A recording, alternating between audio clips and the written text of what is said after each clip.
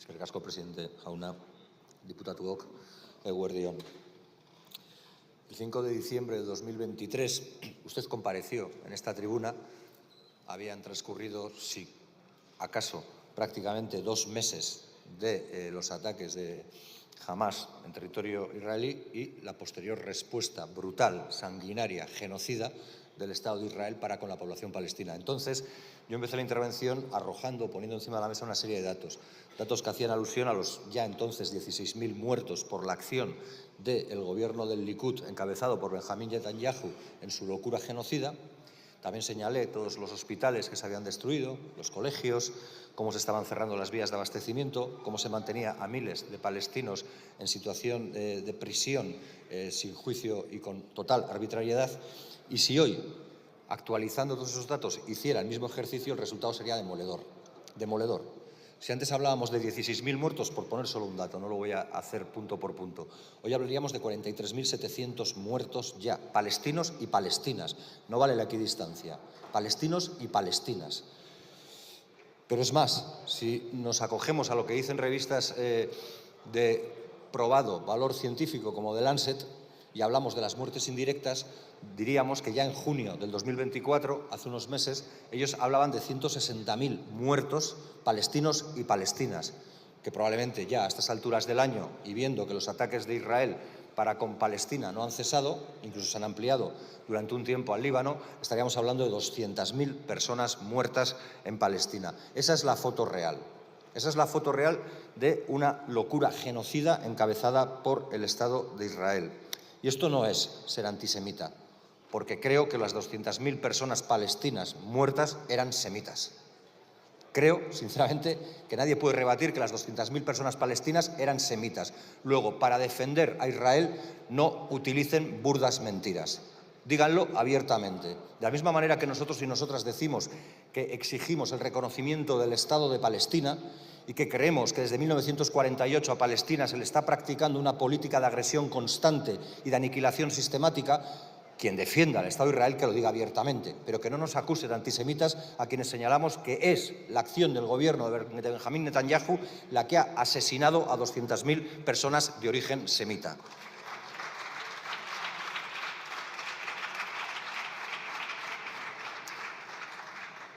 Y quería empezar señalando lo que vivimos aquí hace un año, no para afear la labor del ministro de Asuntos Exteriores, sino para señalar que, pese a que podamos compartir buena parte de las iniciativas que el Gobierno del Estado español ha llevado a efecto y que el ministro ha desgranado desde esta tribuna nuevamente, la que tiene que ver con la solicitud de alto el fuego permanente para la región, la que tiene que ver con la apertura de los corredores humanitarios de manera no limitada, la que tiene que ver con la liberación de los rehenes y presos, la que tiene que ver con el cumplimiento de las resoluciones del Tribunal Penal Internacional, la que tiene que ver con el apoyo a la UNRWA. Todas esas cuestiones y otras muchas que seguramente me estoy dejando ahora, las valoramos positivamente, pero por desgracia, y a la luz de los datos, de la realidad, la foto sigue siendo dura, indigerible, diría, para cualquiera con un mínimo de ética. No ya de náusea, como decía alguien, sino indigerible para cualquiera con un mínimo de dignidad y de respeto a la dignidad de las personas.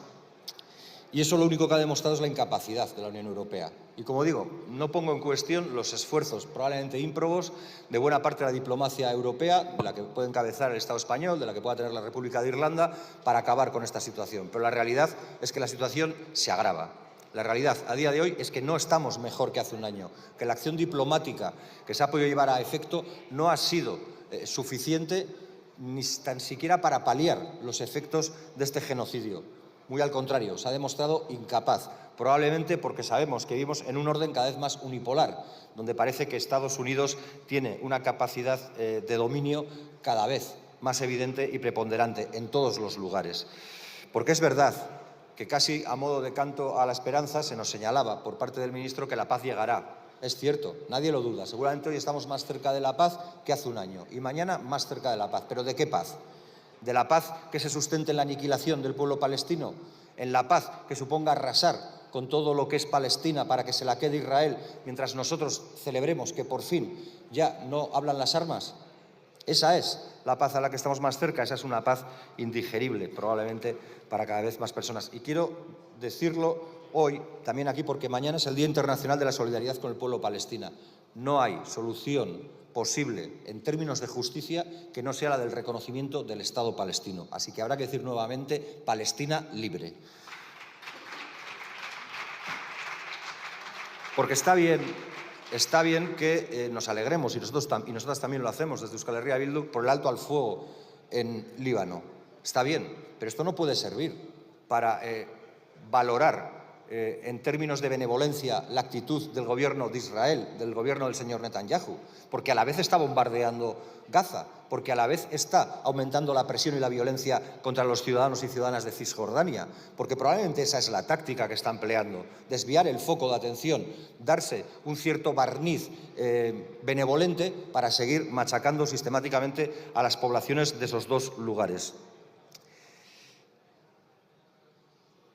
Es necesario, probablemente, continuar con la presión de toda la comunidad internacional, no lo ponemos en duda, pero habrá que aumentarla, habrá que ser más eficaces, habrá que ser más claros y más tajantes. Y cuando digo que habrá que ser más claros y más tajantes, habrá que ir en la dirección contraria, y lo expreso con claridad, de la que ha hecho el gobierno francés, por ejemplo. Y a mí me parece bien que aquí se diga que reconocemos y valoramos las decisiones del Tribunal Penal Internacional o de la Corte Penal Internacional, pero habrá que ser más explícito para que la gente nos entienda cuando ve que los muertos se siguen acumulando por miles. Y habrá que decir que si Netanyahu pisa suelo español, será detenido. Porque lo que ha dicho Francia es justo lo contrario, que gozará de inmunidad. Pues igual, lo que hay que decir es que la dirección de este gobierno, o la dirección de quienes llevan el gobierno en este Estado, no es seguir la estela de Francia, sino más bien seguir la estela que marca la Corte Penal Internacional, que no es la de imponer, sino la de poner en manos de la justicia a quien se ha demostrado como un eficaz, tristemente eficaz, genocida, como Benjamín Netanyahu. Y está bien hablar también de la necesidad de mantener el embargo de armas y el fin del comercio de armas. Pero también está bien escuchar a la Rescop, que nos habla de la multitud de herramientas o subterfugios que utiliza Israel para seguir haciendo posible que las armas circulen por aguas europeas para llegarles a sus manos. Y está bien también que hablemos de la revisión del acuerdo de asociación, pero no hay que ser ingenuos. Nosotros valoramos positivamente la acción del Estado español y de la República de Irlanda para que se revise el acuerdo de asociación con Israel por parte de la Unión Europea, pero también sabemos que hace falta unanimidad en la Unión Europea para que esto se lleve a efecto. Y sabemos que hay gobiernos dentro de la Unión Europea que no están en otra labor que no sea la de ser colaboradores fieles y aliados inquebrantables de Israel, haga lo que haga su gobierno. Y creo, sinceramente, que hay que hablar con claridad. Y permítame, no ya un reproche, sino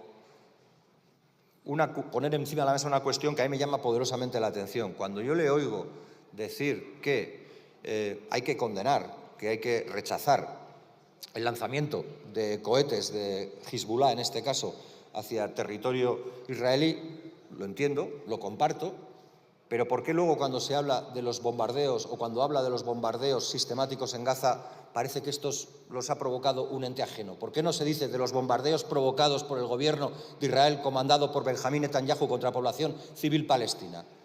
Yo lo vi en un tuit, hoy lo he oído.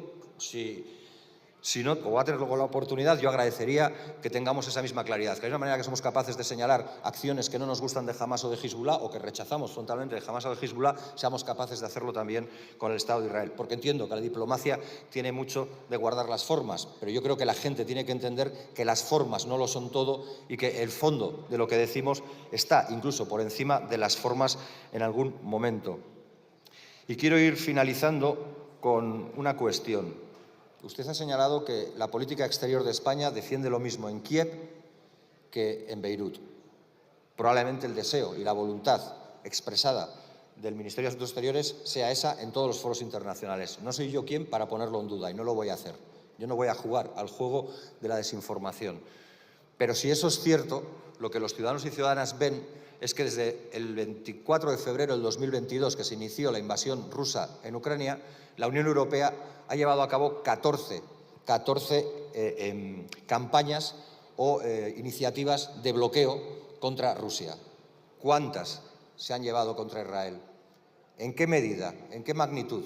Porque si la posición es la misma, y probablemente la del Estado español lo sea, pero la de la Unión Europea parece que no tanto, ¿Por qué es tan fácil cuantificar en 14 las campañas de bloqueo contra Rusia en muy diferentes ámbitos? Bancarios, contra ciudadanos y sus bienes en el extranjero, contra el comercio de todo tipo de productos, no solo los de los militares, sino los de doble tecnología, y sin embargo tan difícil es de encontrar un embargo, no ya efectivo, sino siquiera un embargo contra la población de Israel. Finalizo ya, justo como he señalado a mitad de la intervención. Lo que toca es redoblar esfuerzos para que más pronto que tarde la paz que llegue sea justa y para que Palestina sea un Estado reconocido internacionalmente. Besterik ez, mila esker. Gracias.